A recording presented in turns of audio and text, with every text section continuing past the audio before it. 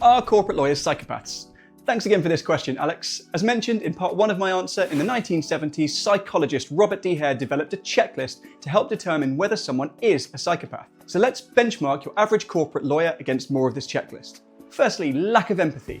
Lawyers who dump documents on the other side's lawyers on a Friday evening, effectively destroying their weekends to save their own, aren't demonstrating much empathy.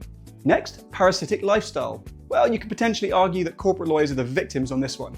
Short-tempered. Well, who isn't at 4 AM after weeks of due diligence? Promiscuity. There's simply no time.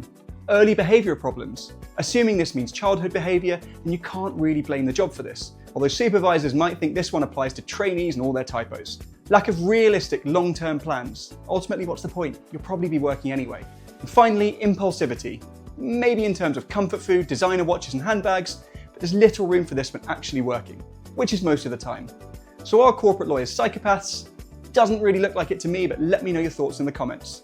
Want to know what it's really like to be a corporate lawyer? Check out our courses on the role of practice areas, including our Introduction to Commercial Law course.